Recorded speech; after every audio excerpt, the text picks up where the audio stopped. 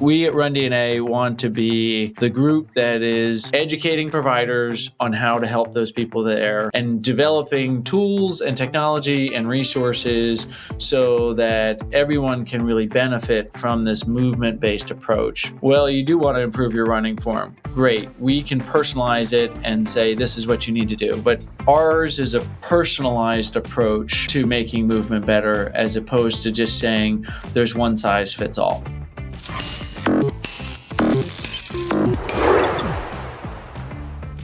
Doug Adams from RunDNA, welcome to your podcast. You're a guest on your own podcast. It's got to feel that's a little weird.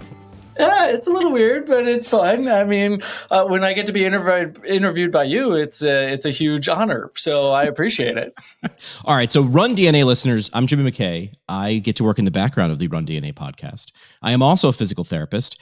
And today I thought it would be better for me to switch places with you because you've got sort of this concept, this idea called 100 Happy Healthy. And instead of you having to explain it by yourself, I get to sort of come in and prompt you because I love the idea. You get really passionate when you start talking about it. And I was like, if you want people to understand it and feel that passion, let's talk about it. So big, hard-hitting question first. They've got to know, what is 100 Happy Healthy? How do you describe that to people? Yeah, 100 Happy Healthy is the mission of RunDNA. And what that is our approach to healthy lifestyles. So we feel that it would be great if people could live to be 100 years old and happy and healthy when they get there. Right. We take a movement-based approach to this. So the way that we do this at RunDNA is we say that movement is essential for healthy lifestyles.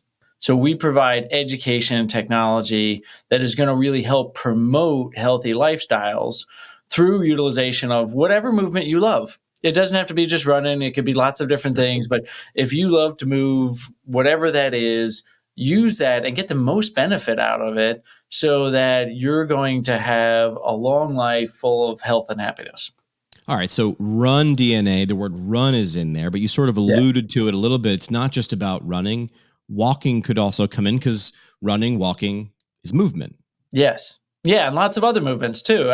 Running was a natural start for us. And the reason that is when I first came up with this 100 Happy Healthy plan over 10 years ago now, I started to think about, okay, what do we need to do? Like, how do we get there? Right? Because that's a pretty lofty, big goal. It's like, I want to help people live to be 100 years old, happy and healthy when they get there. Right. That's pretty big and it's pretty vague when you actually think about it, like, because there's lots of different things that go into longevity and health. So we kind of pared it down and say, let's focus on movement. I'm a physical therapist. Movement is essential to what we do. Let's go here. Okay, what movements help most with longevity? What's going to help people to live to be longer and healthy? So we started thinking about it. In my own personal experience, I was a triathlete, started off as a swimmer, moved into triathlons, had kids, and triathlons wasn't always as easy anymore. So now I started to do running. And running has this great health benefit, but at the same time, it has a huge risk because a high percentage of the people that run have musculoskeletal injuries. I thought that would make running the perfect sport to start with and perfect movement to focus on because we could take a very proactive approach to it and show that people can get a lot out of running without having to feel like, is the juice worth the squeeze? This was born out of a situation where you were looking on how to make a bigger impact, right? You were sort of looking around our profession of physical therapy and saying, how could I do this? And you can make an impact in a lot of ways, but I like origin stories because it comes with a real mission. It comes with a real passion. Yeah, I was very fortunate in my career to just have great mentorship and just learn from some of the best in the field. So I had Lynn Snyder-Mackler, Irene Davis, Rich Willey, like all these people were just at University of Delaware while I was getting my PT school degree. And I knew going into it that I was really into endurance sports and I liked triathlons. And that was very near and dear to me and something I researched in my own time and had passion for. But then I learned from them and I started seeing this and I was in an academic setting and so fortunate to be able to just see these types of patients and clients. And we had people coming in for gait analysis and it's like, oh, this is great. Like, great job. Exactly what I want to do in my profession. Then fast forward, I leave academia. I go into outpatient sports and ortho PT. And all of a sudden, where'd all my runners go? Where are they here? And I started seeing that, in the middle of the day, the runners were at work or school. And I had total knee patients, and I had back pain and different populations that I wasn't as passionate about seeing, although still enjoyed the company and working with them and applying my skills. But I got frustrated pretty quick and wanted to do more with that. And then, so I figured I would start really getting myself out there in the running community. And I would get out there, but they were a little skeptical and said, well, what makes you so great? Why do you want to do this?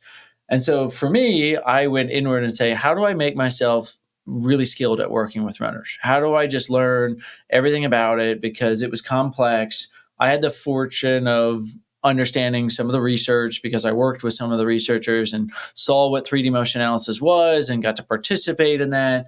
And I had that background, but there's so much to learn. I mean, I still learn something new about running every day, and that's why I love it. But as I started being very involved in learning how to treat runners well, I started to see that there were some patterns. And I started to see actually that a lot of what I was doing with runners transferred over to my other patients too, my non-runners, and really said, okay, I think some of the first thing that we need to do is really elevate the way that we approach movement and how we look at how movement can be utilized for benefit and health and where movement goes wrong. And that's why we started really with education. Education was the first thing that we did. We did some of these things that were just phenomenal courses that we were actually able to show people were making improved clinical outcomes, and really utilizing some of that, which was great. And then started during those courses going off on these long tangents, 3 to 4 hours long, about running. And then the running course was born out of those. And that was kind of the start of looking at how movement is. And then, the technology came after that to say, well, how do we make these concepts? How do we solve this? Like, how do we make this approachable? Because not everyone, and I was in the same situation. I didn't have $500,000 to buy a fancy gait lab so that I could get the info that I needed. So we just built it to make it so that clinics could utilize it as well. So how does someone follow, who's listening right now, how does someone follow RunDNA's lead to 100 Happy Healthy? You've got a little bit of a wide audience, right? You've got people who are physical therapists, people who work with runners, people who are runners. How do they follow the lead? Yeah. So, if 100 Happy Healthy resonates with you, if it's something that you're really like, that would be great, and you are a runner, or you want to get into running, or you're a walker, because now we're bringing on a walking algorithm. We're doing those things. So I think the education is a great place to start for both. If you're a runner, we have a free, or a physical therapist, or anybody in the medical profession or fitness profession, we have a free course, Essential Elements of Running. It talks a little bit about our approach, about how we look at the multifactorial nature of running injuries. And that's a great place to get started. And then there's certification level courses that gets involved.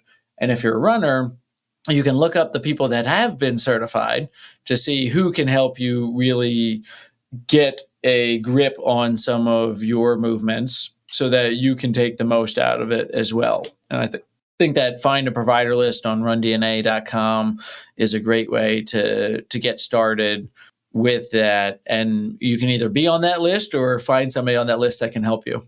Yeah, I'd love a follow-up episode in a couple of years where we get to highlight some of the people who are getting closer and closer, or some of the people who've jumped on board and are 100.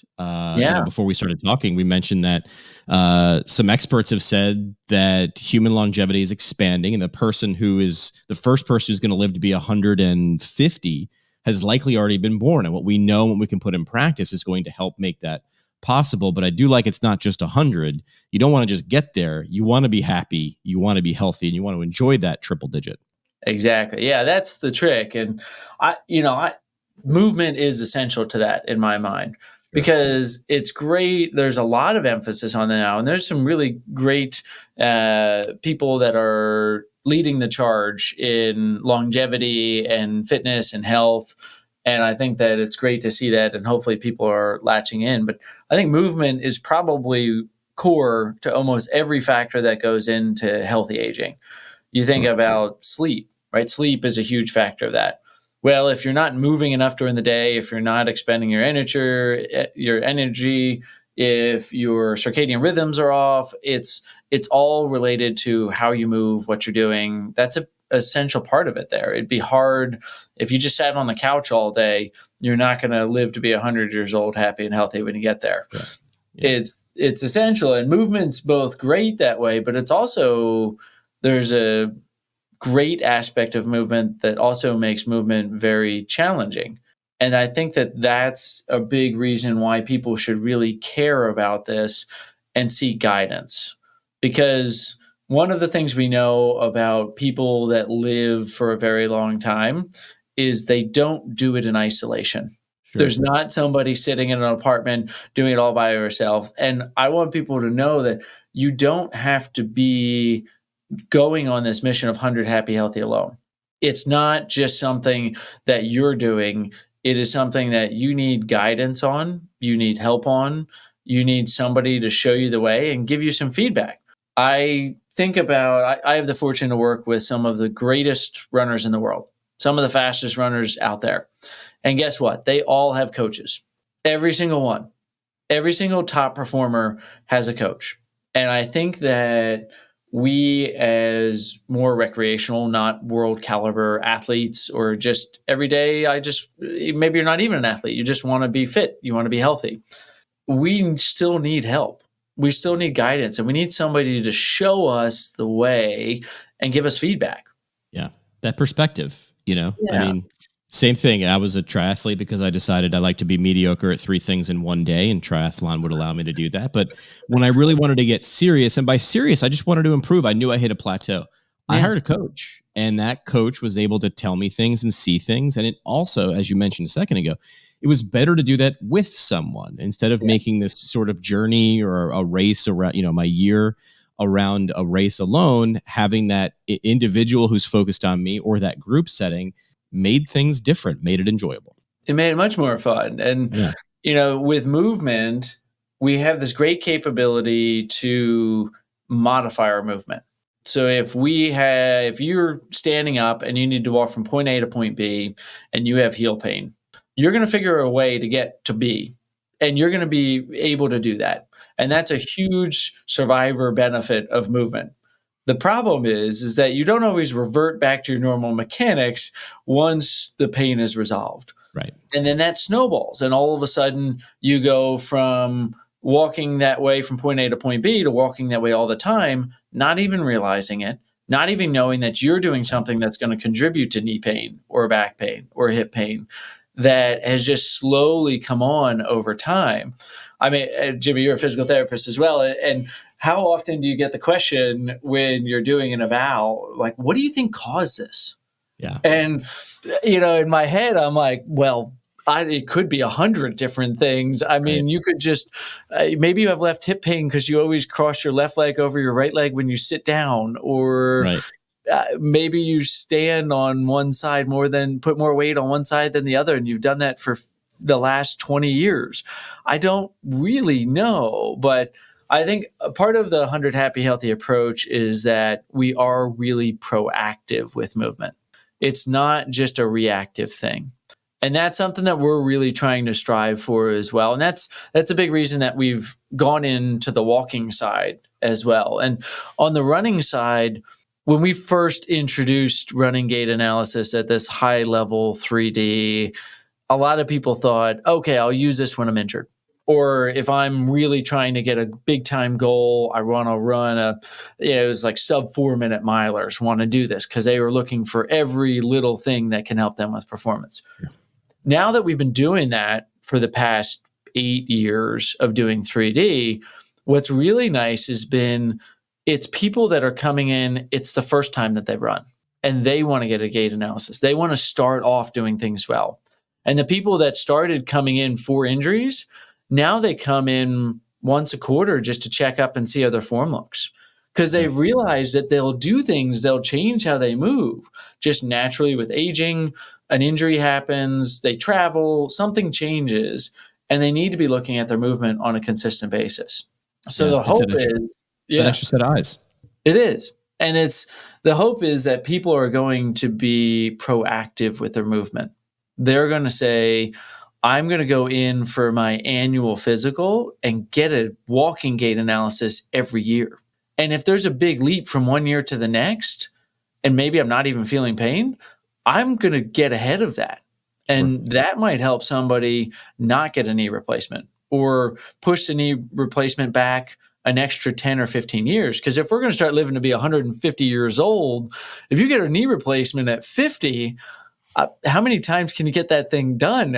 You can't go and get 4 knee replacements throughout your life. That's just not going to be possible. So we have to really take a proactive approach to movement, which I guess is another layer of the 100 Happy Healthy. Is it's not a reactive approach, it's a Right. proactive approach. You have So to get ahead of it. in terms of proactive approach, I'm guessing RunDNA, you're going to start to create things, resources, guides like you've done already. You said RunDNA started with education. I'm Yeah. guessing if the goal is 100 happy, healthy, that is something that's going to be a part of the equation. Exactly. Yeah, just understanding. I think a big part of movement analysis is education. So we're looking at a lot of this, and when we do a 3D analysis for somebody, a lot of it that we have algorithms. So the algorithm can tell you what the number one thing to focus on is. That's a big part of it for the clinician side. For the runner side of it, seeing what they look like, seeing how they're moving and trying to understand how that could relate to current injuries, past injuries, future injuries. That's a big part of it because we're able to give them the knowledge to understand how they can change and adapt their movement so that they can avoid some of those things. And that's tough because it's how do you prove that you avoided Right. knee pain in somebody there? Right. But the nice thing about the way that we do this is, and this was a central approach when we started teaching education, when we first started the 100 Happy Healthy plan, our education courses were all about test, retest. So what we do is we say, we're going to look at something, we're going to do something for that and see if it changes the way you move. And we're only focusing on top priorities. Because if you start thinking about it, and this is something throughout the years that we've had to adjust ourselves, is when you first start thinking about a longevity plan, just think about in your own heads now, if you're listening, what do you think would be everything that you need to do to live to be 100 years old? And people are going to start thinking about how to eat, how to sleep. They need to lift weights. They need to do cardio. They need to control their cholesterol. They need to have social interactions. They need to see a therapist for mental health. You start thinking about all these things and it gets overwhelming. And people don't want to start because they don't know which is going to make the most benefit. Right. So when we did the education courses, we said we have to focus on the biggest priority at that moment. So we just did test retest, where, for example, somebody's having pain going up and down the stairs. Great. Where's the pain? Right at the knee. We test it. We see where it is. Then we hypothesize what's causing it. And we say, oh, yeah, you've got some soft tissue tension in the quadriceps and a strength deficit. So we're going to do a little hands-on for that and see if that can reduce the pain. Great. They do the steps again and went from a 5 out of 10 to a 3 out of 10 pain. We say, great. Okay. That's helpful. And now we're going to do the strength on top of that too. And we're going to say, this is what we're going to do. And we give you 2 things to focus on of how to treat that. And when we do that, that makes a big difference there of how they're actually able to change their movement and enjoy that. All right. So what else do you want to cover with this? I feel like people understand sort of the why and the what. What's next? What's next is really getting people to adopt this 100 Happy Healthy approach, to seeing that it's not anything that is extremely difficult to do. Because I think people think that it's out of reach. And 100 Happy Healthy isn't hard. one of my favorite authors, James Clear, his book Atomic Habits, Yeah. talks about the approach to this. And I really appreciate the way that he looks at it. He says the way to think about this is, all right, how are you going to make decisions about somebody that lives to be 100 years old and happy and healthy when you get there? So if you think about that, if I'm going to be 100 years old and happy and healthy when I get there, is what I'm doing today contributing to that? And what would that person do? And what would a healthy 100-year-old do that really makes a big difference with it? Right. And I think that's really helpful because in my own personal experience, I had an injury this past summer. I had a partial tear of my patellar tendon, and that sidetracked me from running, the sport that I love to do. And that was hard for me mentally. But I thought about it and I said, well, my goal is to go for a run on my 100th birthday. If I run through this and if I don't rehab this, is running for the next 3 or 4 weeks instead of taking off really going to help me get to be taking a run on my 100th birthday? And the answer is no. And that makes it much more easy to accept. Right. Because I think that people can get their head around, all right, I need to take a proactive approach to movement. I need to be focusing on flexibility and I need to be focusing on strength and I need to focus on the way that we move. I don't think anybody's going to argue against that. Right. There's not going to be really any ground to stand on against that. But how do you make that approachable? Right. How do you make that easy? And I think we've covered the main point of it is get help and don't be afraid to ask somebody. And that's why we started with education and then we built the technology to make it easier for people. But then the next step is also embracing it yourself and saying, this is approachable. I can do this. And if I just take the small bite approach to it and say, yeah, it's not a big deal. And if I miss once, not a big deal either. You don't want to miss twice on being healthy. But if you go out and you have fun and you eat a big meal out, it's no problem. Just don't do it every day in a row and figure out how to be modified with it. It's not as hard as people think.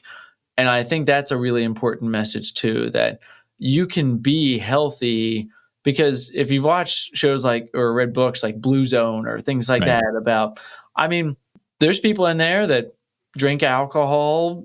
They're a little overweight. They don't run. They don't do those things, but they get a lot of the other things right. And you don't have to do everything. You have to focus on what's your biggest priority that you're most likely to do.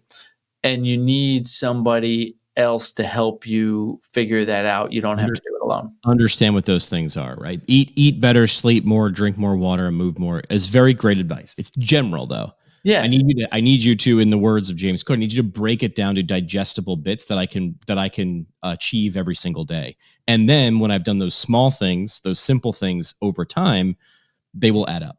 Yeah. And that's what I would love to see. I love for the people listening to this, what's your approach? I think we can all learn from each other because I think there's community around this. So comment, share, talk about this. Start making this a topic of conversation, that it's good to make healthy decisions and be willing to share what's your secret. Because anytime I meet somebody that's over like 85 years old, one of my first questions, I was like, all right, what's the secret? How do you get there? What's your key to longevity? Yep. And a lot of it's not, I don't think I've gotten the same answer twice. Right. And it's also typically not revolutionary. It's not something crazy that maybe it's not out of reach, as you mentioned before. It's not something that someone couldn't put into their life and reasonably adopt. Yeah. So I think this is something we have to talk about more. I think it's something we have to think about more. I think it's something that we need to come together more. And we at RunDNA want to be the group that is educating providers on how to help those people there and developing tools and technology and resources so that everyone can really benefit from this movement-based approach, because we've done the work, we've done the analysis and understanding, well, you do want to improve your running form. Great. We can personalize it and say, this is what you need to do. But ours is a personalized approach to making movement better, as opposed to just saying there's one size fits all. Right. Yeah. Well, you've already sort of showed your cards. You said on your 100th birthday you want to go for a run. I think I'd like to know what people listening or watching this would want to do on their 100th birthday. And it's not that not that crazy to think that you can decide now. In fact, I think if you want to be doing something on your 100th birthday, you should be deciding now and then work backwards. What is going to put me in the best position possible to do that, to do it well, to be happy while I'm doing it on top of it. Yeah, that's exactly, when my own personal training, I said, great. I decided to train for a mile, and I said, I'm turning 40 in less than 2 weeks here. And I need to focus on strength. I know that I'm losing muscle mass. I know that I'm doing these things. And if I'm going to run at 100, I'm going to focus on strength and I'm going to do these things. And it makes it much easier to see the right path. And then that's motivating itself too. And start backwards, think big, start backwards, break it down. And it's not that hard, but if you do it for a long time, it's just like saving money. You save money for a long time and all of a sudden you got a big bank account sitting there, but you don't have to save a lot. You just have to be consistent with it. Well said. Doug, appreciate you coming on your podcast to talk about 100 Happy Healthy. Thanks, Jimmy, for having me on my podcast. Always a pleasure to be here. Like what you hear? Leave a review of the show wherever you listen, and don't forget to subscribe so you never miss an episode. RunDNA helps runners and running specialists through education and technology to identify each runner's unique injury profile to avoid setbacks and maximize results. The RunDNA podcast is produced by Ace Running LLC. The RunDNA podcast is intended for educational purposes only. No clinical decision-making should be based solely on one source. While care is taken to ensure accuracy, factual errors can occur. Always seek the guidance of qualified medical professionals before making healthcare decisions. Find us online at rundna.com.